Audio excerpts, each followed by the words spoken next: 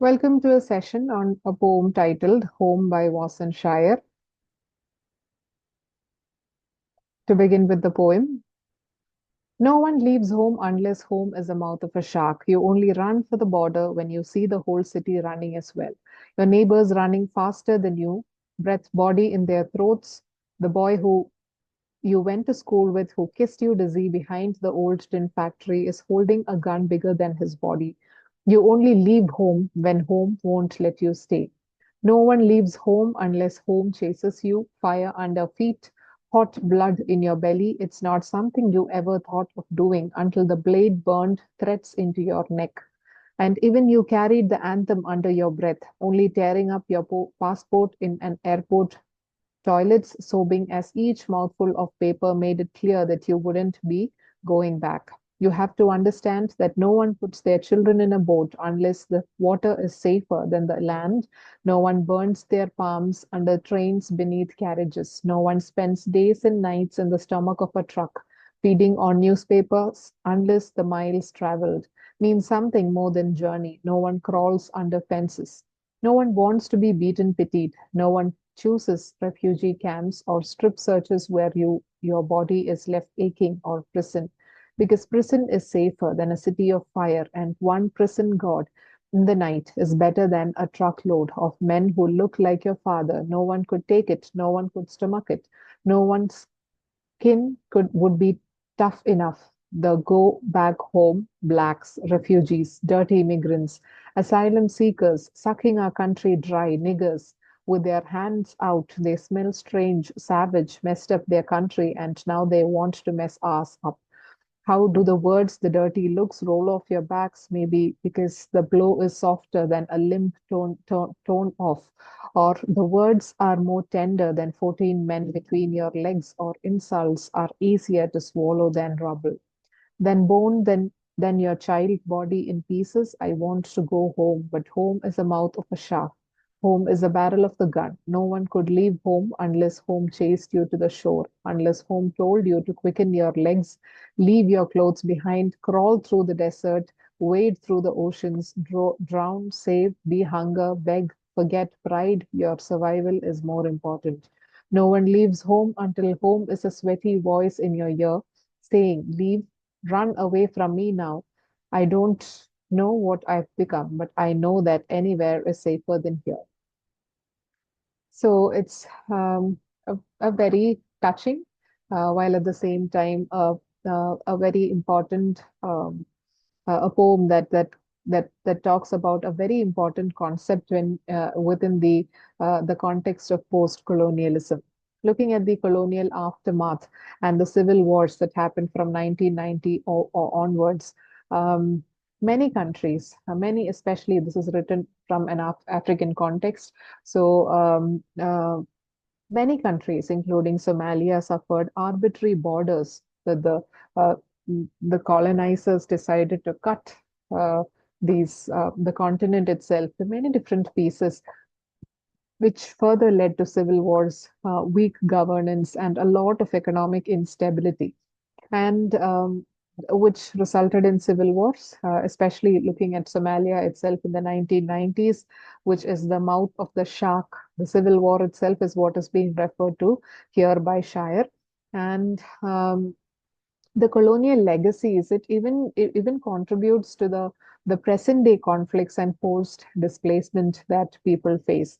Looking at the global refugee crisis, another important context that could be discussed in this juncture in the 2010s, the Mediterranean migration crisis that happened, that particularly peaked in 2015, it exposed how Europe, who, once being a colonizer, struggled to accept refugees from its former colonies. And these refugees who were trying to flee from their land and make a living in somewhere that they considered to be safe, they were considered to be illegal. So there was a lot of imbalance that happened between the global north and the south, where former colonizers still control borders, power, and narratives.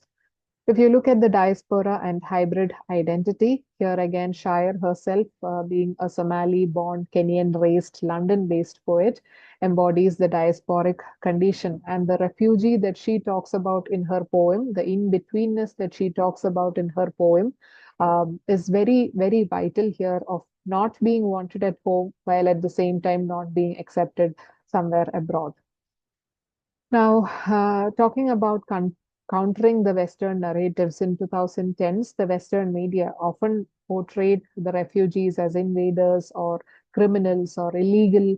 Their entries were called as illegal entries or they were burdens. So Shire's poem is trying to recenter the trauma that these people faced, which counters the Eurocentric perspectives.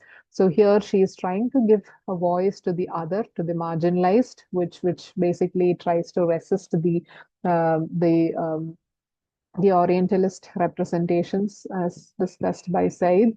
If we consider applying another theory into the context would be Homi Bhabha's hybridity and in-betweenness. So there is a third space that is created for these migrants and refugees where they do not really know whether to place themselves in the culture, identity, and belonging of, do they belong to the other or their own nation? And there is this in-betweenness that is explored in the poem as well and Shire's own reality of being a Somali, Kenyan, British identity itself embodies this hybridity, giving her insight into the so-called fractured belonging. Also, let's look at the poem in terms of Gayatri Spivak's um, the concept of subaltern. So the subaltern are basically the group that's marginalized who are silenced and do not have a voice and they cannot really speak in the sense they cannot voice their opinions within a dominant structure. And the refugees are usually spoken about in political debates but not heard. So Home gives voice to the subaltern refugees. This is what it's one of the lines from the poem itself goes like this. You have to understand that no one puts their children in a boat unless the water is safer than the land. Very, very strong lines. And we could also look at the poem from the context of Franz Fanon's theory of colonial violence and its aftermath.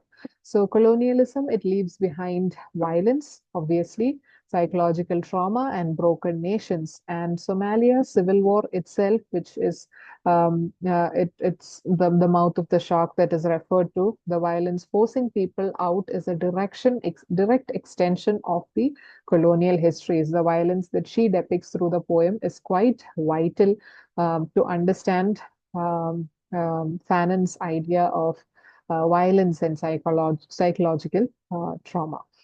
Thank you.